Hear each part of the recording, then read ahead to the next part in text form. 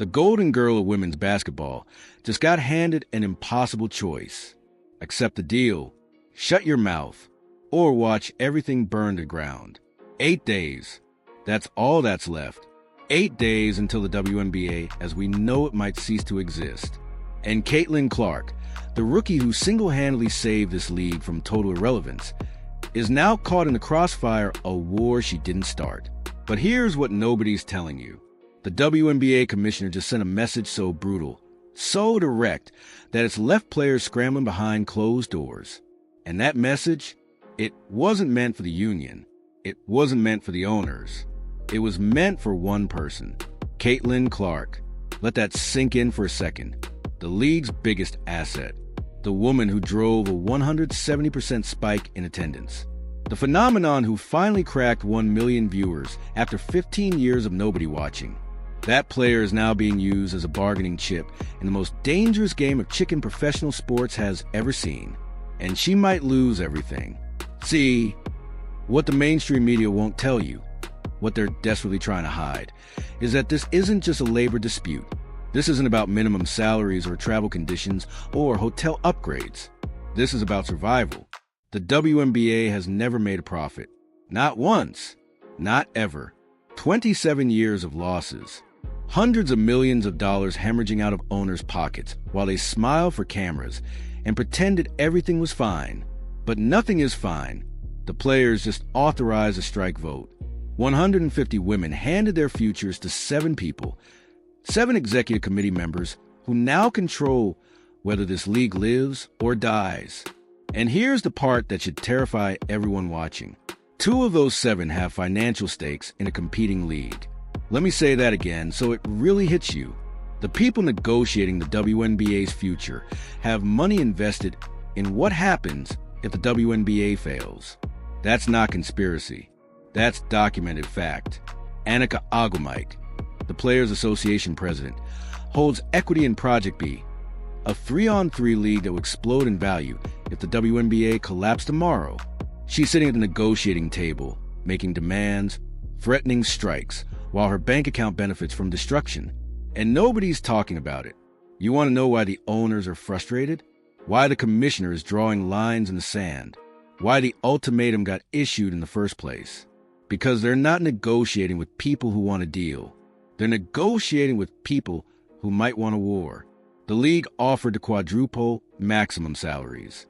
Quadruple. We're talking about going from players earning $230,000 to potentially making close to $1 million. They propose an average salary of $500,000 across the league. They agreed to boost minimum salaries significantly. By any objective measure, this is the most generous offer in WNBA history.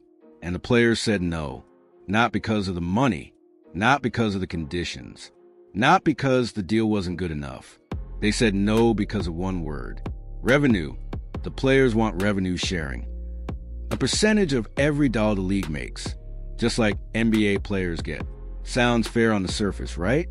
Why shouldn't they get a cut of what they help generate?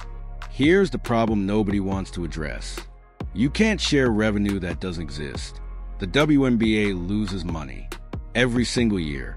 The only reason it's still operating is because NBA owners write checks to cover the losses. Revenue sharing from a profitable business makes sense. Revenue sharing from a money pit is mathematical suicide, but the players won't budge. And now, with January 9th looming like an executioner's deadline, the commissioner has made her position crystal clear. Accept the deal, take the money, build the league together, or watch it all disappear. And Caitlyn Clark, the woman who was supposed to be the savior, she's about to discover that being the face of the WNBA means inheriting every single one of its problems. But what you don't know yet is what's happening behind closed doors, what the owners are really planning, and why the next 8 days might change women's basketball forever. Because there's something the players haven't been told. Let me tell you exactly what the owners aren't saying publicly. Because while the players are authorizing strike votes and making demands, something much darker is brewing in boardrooms across the country. Something that would end careers overnight and leave 150 women with nothing. The owners don't care if the WNBA folds. Read that again. Absorb it. The people who control whether this league exists have spent 27 years losing money. 27 years of subsidizing a product that generates minimal revenue. 27 years of being told they're not doing enough while their bank accounts drain into an endless pit. At some point, even billionaires get tired of being called villains while writing checks. And that point is now. Here's what's happened behind the scenes that nobody in mainstream sports media wants to touch. The owners extended the negotiation deadline twice. The first time they gave 2 weeks. The players begged for more time. Literally begged. Asked for 6 weeks instead. The owners agreed.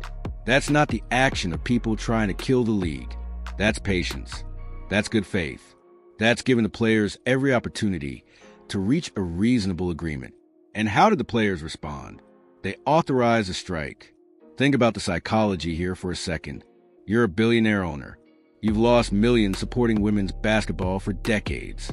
You've finally put an unprecedented offer on the table, quadrupling salaries, raising minimums, committing hundreds of millions in additional investment. And the response is a threat, not a counteroffer, not a negotiation. A threat. If you were sitting in that boardroom, what would you be thinking right now? I'll tell you exactly what they're thinking. Why are we doing this? That question is echoing through every ownership group in the league. The Golden State expansion team paid $50 million for a franchise. Portland's ownership group paid the same. That money is being used to cover current operating losses. Not to build infrastructure, not to develop a product, but to plug holes in a sinking ship. New investors paying off old investors. You know what that sounds like? It sounds like a business model that can't sustain itself. And here's the terrifying part for players. Every single one of them becomes a free agent if the CBA expires. There's no existing contract structure, no reserve clause, nothing binding anyone to anything. January 9th isn't just a deadline, it's a trapdoor. If negotiations fail, if the owners finally say we're done, the entire league dissolves overnight.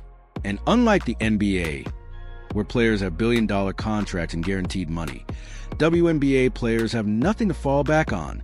Well, almost nothing. Because there's one thing waiting in the wings that changes everything. Project B, a competing league that already exists, that already has players signed equity deals, that already has infrastructure, funding, and a business model that doesn't require losing money forever. And here's the connection that should make your blood run cold.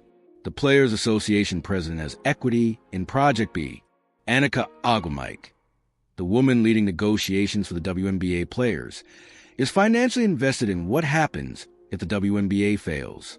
She sits at the table representing 150 players, while her personal portfolio benefits from chaos. That's not a conflict of interest. That's a ticking time bomb. When she talked about leverage and getting a deal done, you have to ask yourself one simple question. Leverage for what? A deal for who? Because from where I'm sitting, it looks a lot like the people controlling this negotiation might not want it to succeed. The owners see it too. And that's why the commissioner's ultimatum isn't just about money. It's about trust. It's about whether the players actually want to build something together or whether they're using the negotiating table as a demolition site. Caitlyn Clark walked into a league that worshiped her arrival. She brought fans. She brought ratings. She brought legitimacy. But she also walked into a power struggle that was years in the making. And now she's realizing that saving the WNBA on the court means nothing if the league destroys itself off the court. What happens next will shock everyone watching, because the owners have a contingency plan. Here's what nobody's prepared for. The owners have an exit strategy. They've had one for years. And if these negotiations collapse, if the players push too hard, if January 9th comes and goes without a deal, that strategy gets activated. It's simple, elegant, devastating. They walk away, not dramatically, not with press conferences and tears, just quietly, efficiently, permanently. 48 hours notice. That's all the current agreement requires. 48 hours and the WNBA becomes a Wikipedia article about something that used to exist. You think that's an exaggeration? Look at the numbers. The WNBA has never made money. Ever. In 27 years of operation, the league has generated precisely zero profit. Every single season ends in red. Every ownership group writes checks to cover losses. Every business projection shows the same depressing trajectory. And yet, somehow, the players believe they have leverage. That's the part one genuinely don't understand. When both sides can terminate negotiations with 48 hours notice, a strike threat carries zero weight. You can't threaten to withhold labor from an employer who's already considering shutting down. That's like threatening to quit a job that's about to fire you. It accomplishes nothing. But here's where it gets interesting. The players don't seem to understand the position they're actually in. And I think I know why. They've been listening to the wrong people. For years, certain voices in sports media have been telling WNBA players they're underpaid, that they deserve more, that the only reason they're not making NBA money is discrimination and sexism and unfair treatment. It's a compelling narrative. It's also completely disconnected from reality. Let me explain something about professional sports that applies everywhere on earth. Your salary is determined by one thing and one thing only: how much money you generate. Not your skill level, not your dedication, not how hard you work or how much you deserve. Revenue, that's it. That's the whole equation. NBA players make millions because NBA games generate billions. Premier League soccer players earn fortunes because the English Premier League prints money. UFC fighters make what they make because the UFC produces specific revenue. And WNBA players? The league generates roughly $200 million annually. Split that among 150 players, and you get an average of $1.3 million each.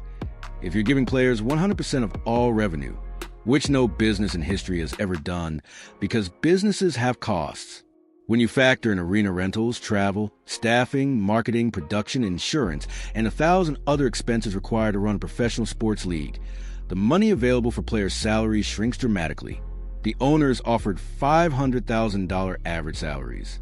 That represents approximately 33% of projected league revenue, which is actually higher than what NBA players received during the league's early decades. The players are being offered a historically generous percentage of a historically small pie, and they said no. Not because the math doesn't work, not because the offer is unfair, because they want to be treated like the NBA.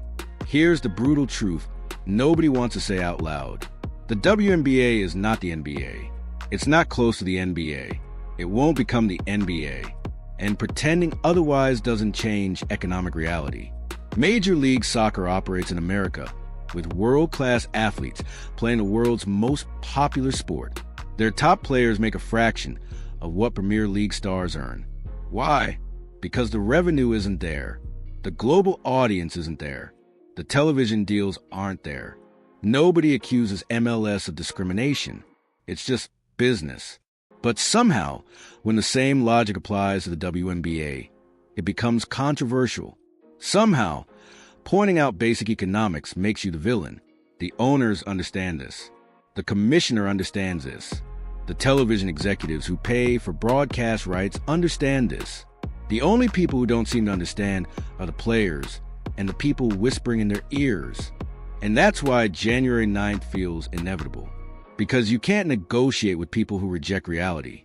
You can't find common ground with people who believe they're being cheated when they're actually being subsidized. But here's the twist nobody sees coming. Caitlyn Clark might be the only person who can break this deadlock. And what she does next will determine whether the WNBA survives. Caitlyn Clark is trapped. She's the most valuable player in the league, the ratings magnet, the attendance machine, the woman who finally gave the WNBA something it never had before, genuine mainstream relevance. And she's about to learn that value doesn't translate to power. See, here's the thing about being the face of a league in crisis. You inherit all the problems without any of the authority to solve them. Clark didn't create this labor dispute. She didn't negotiate the current CBA. She wasn't even in the league when these tensions started building. But she's the one who will suffer most if everything collapses. Think about it. The veteran players, the Aya Wilsons, the Brianna Stewarts, the Sabrina Ionescu's, they have established overseas careers. They have endorsement portfolios. They have name recognition that transcends the WNBA. If the league folds tomorrow, they'll survive. But Caitlyn Clark? She's 1 year into her professional career. Her endorsement deals are tied to her WNBA visibility. Her brand is built on being the savior of women's basketball in America. Take away the league, and what does she have? Exhibition games? Corporate appearances? Maybe an overseas stint in a league that plays completely different basketball? That's not a career. That's a consolation prize. And the people controlling this negotiation, the 7 executive committee members, they're gambling with her future while she has no seat at the table. Let me break down how crazy the structure is. 150 players voted to authorize a strike, but they didn't vote on when to strike. They didn't vote on what conditions would trigger it. They didn't vote on any specific strategy at all. They handed complete control to 7 people. 7. And 2 of those 7, including the Players Association president, have financial stakes in a competing league that benefits from WNBA chaos. If you design a negotiating structure specifically to create conflict, you couldn't do better than this. Now here's where Caitlyn Clark becomes crucial. She has something nobody else in this negotiation possesses. She has the audience. She has the casual fans. She has the people who don't normally care about women's basketball, but tuned in because of her. Those fans generate the ratings that generate the revenue that determines everything. If Clark spoke publicly about these negotiations, her words would carry more weight than anything the union or the league could say. If she endorsed the owner's offer, public pressure would shift overnight. If she called out the conflicting interests on the executive committee, the media would have to cover it. She has a platform, but using it would put a target on her back. The Players Association doesn't take kindly to members who break ranks.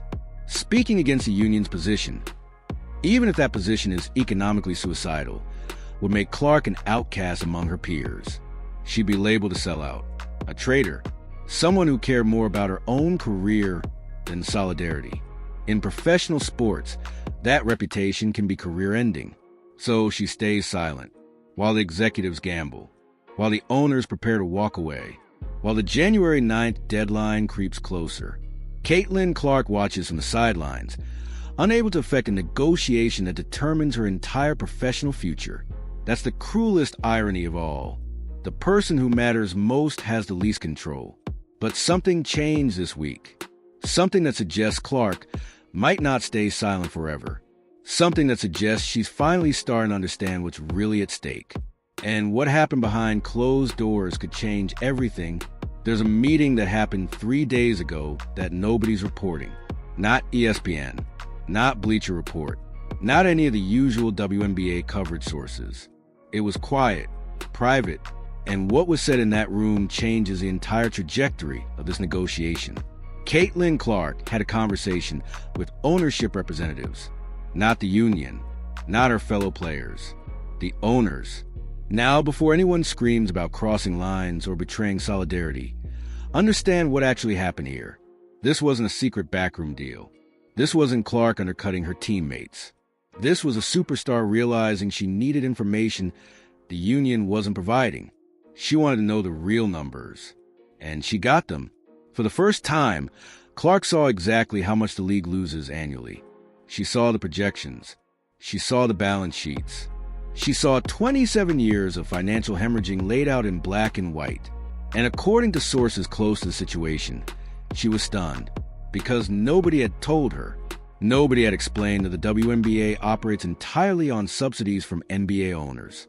Nobody had mentioned that even with the new television deal, which was celebrated as transformational, the league still won't turn a profit for years. Nobody had pointed out that the revenue sharing demand essentially asks owners to share losses, not gains. She'd been kept in the dark. And that's when Clark started asking different questions. Like why the union was pushing so hard for revenue sharing when the math doesn't support it. Like why 2 executive committee members have investments in competing leagues. Like why the strike authorization happened before anyone could explain what would actually trigger it. The answers she got weren't reassuring. Here's what you need to understand about the WNBA Players Union. It operates like most sports unions, with the loudest voices driving the agenda. And the loudest voices right now are players who've been in the league for a decade, who've been underpaid for years, who genuinely believe they've been exploited. Their frustration is understandable, but their demands aren't realistic. When you spend 10 years being told you deserve more, that the only thing standing between you and proper compensation is greed and discrimination, you start to believe it. You stop looking at revenue reports. You stop analyzing business models. You just know in your bones that you're being cheated. And nobody who points out the economic reality can change that feeling. Caitlyn Clark didn't have 10 years of frustration. She had one season.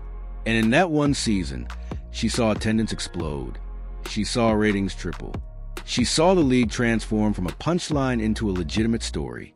From her perspective, the WNBA is booming.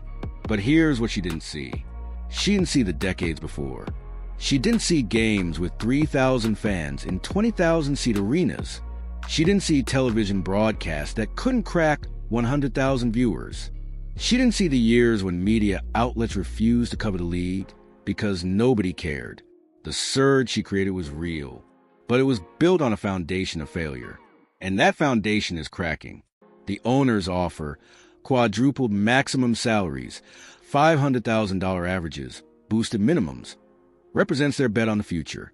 Their belief that the Caitlyn Clark effect will last. That the new television deal will perform as projected. That the league can finally, after 3 decades, approach profitability. But it's a bet, not a guarantee. And the players want guaranteed revenue sharing from uncertain revenue. That's not negotiation. That's fantasy. Clark is starting to understand this. And she's starting to understand something else too. Something that makes the next few days absolutely critical. The owners aren't bluffing. They will walk away. They've been preparing for it. Psychologically, financially, strategically, every contingency is mapped. Every exit route is planned. Every worst-case scenario has been gamed out by lawyers and accountants and business strategists. If January 9th arrives without a deal, the WNBA dies. Not maybe, not probably, certainly. And Caitlyn Clark is now the only person with enough influence to stop it. Here's the question keeping WNBA executives up at night. What happens to the 1 million people who watch Caitlyn Clark games if there's no WNBA to watch? That's not rhetorical. It's the most important question in women's basketball right now. Because those viewers, the ones who showed up specifically for Clark, they're not guaranteed to come back. Let me explain something about casual sports fans. They don't have loyalty to leagues. They have loyalty to moments, to excitement, to the feeling of watching something special happen. The WNBA captured that feeling in 2024 because of one player. One, take her away, through injury, free agency, or league collapse.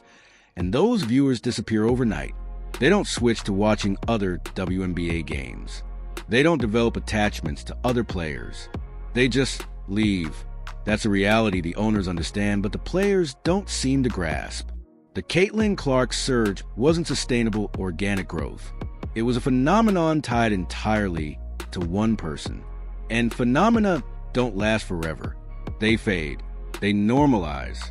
They become the new baseline that nobody gets excited about anymore.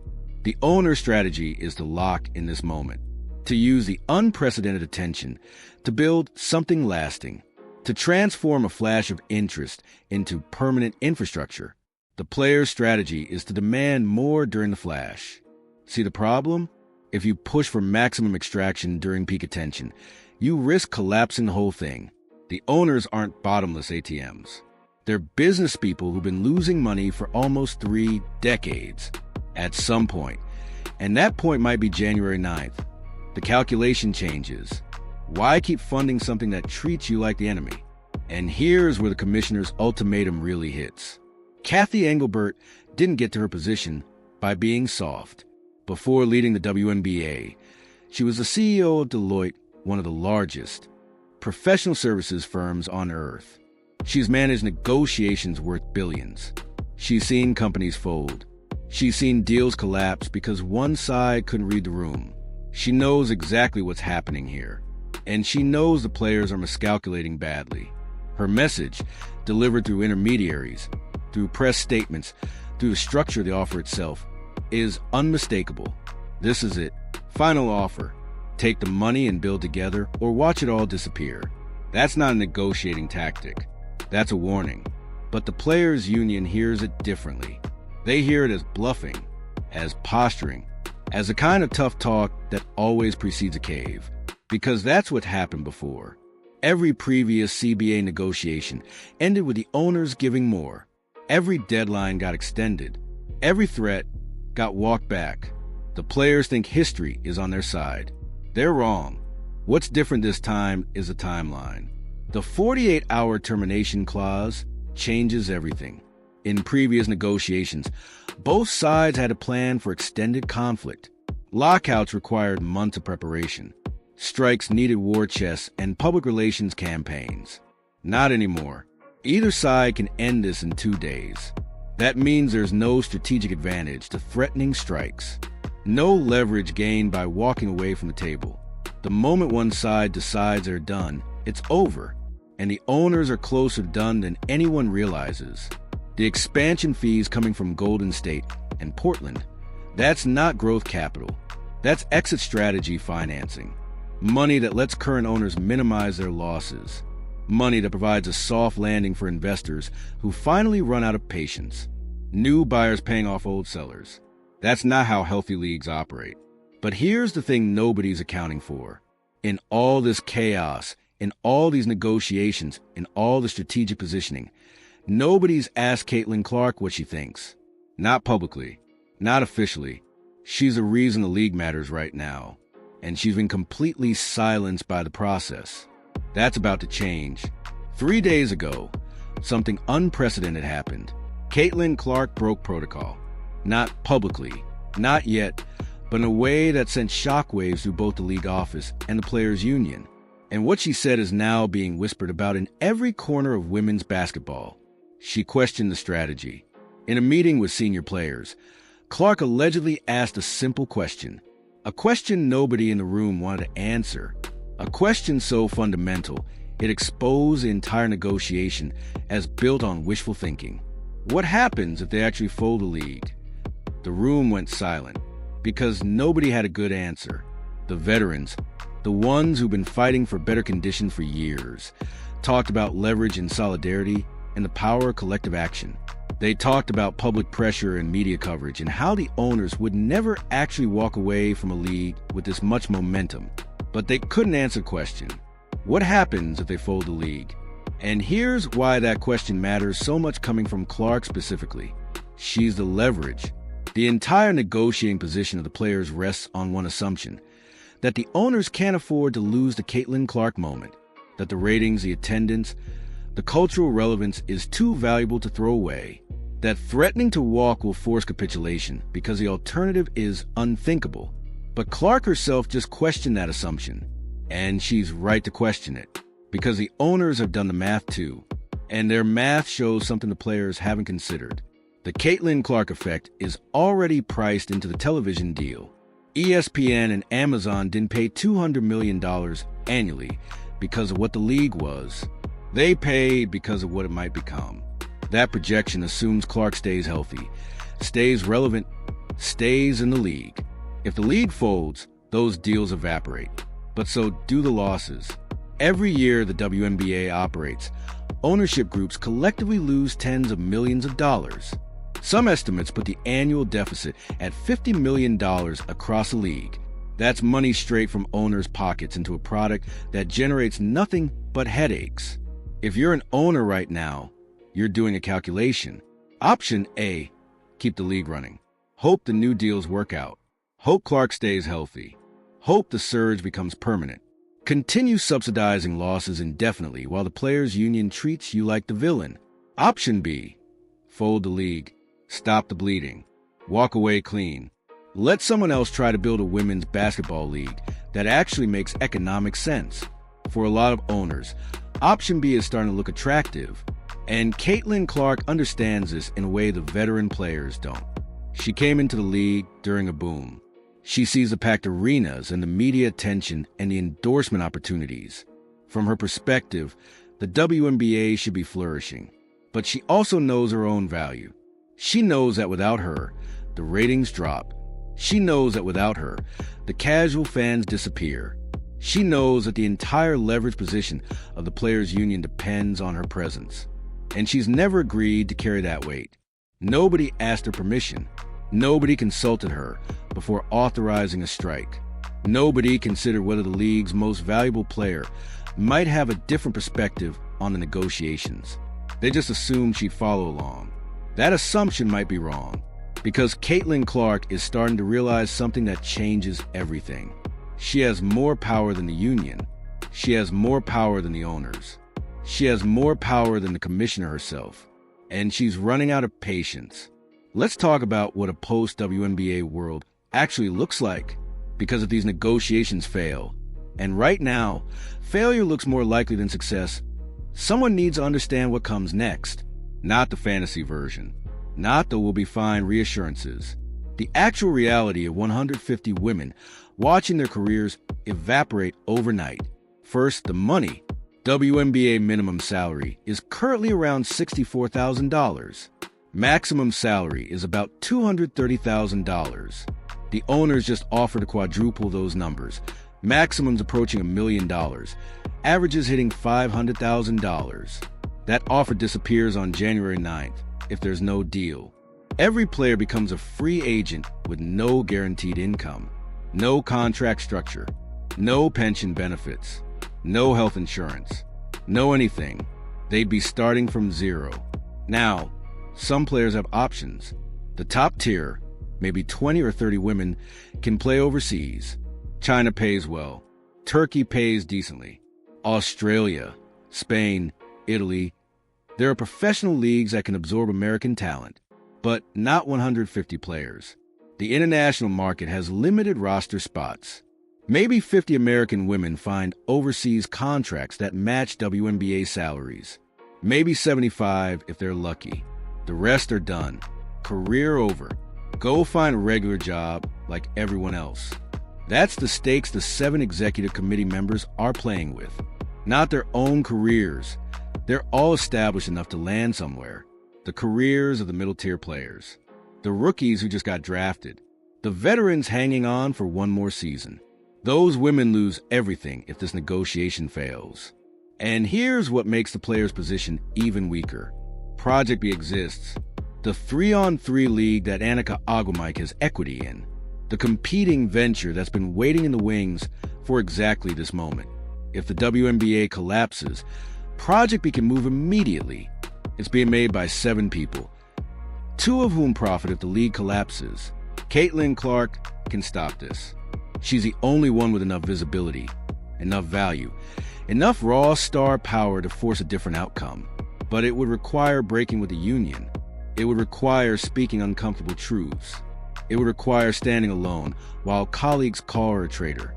Not everyone is built for that. So here's my question for you. If you were Caitlyn Clark right now, what would you do? Would you stay silent and trust 7 people to save your career? Would you speak out and risk becoming an outcast among your peers? Would you accept that the league you transformed might disappear because of demands you never endorsed? Let me know in the comments. And if this breakdown helped you understand what's really happening with the WNBA negotiations, why the stakes are so high, why the players are so wrong about their leverage, why January 9th might be the end of everything, hit that subscribe button, because whether the league survives or collapses, this story is about to have a conclusion, and I'll be here to cover every twist.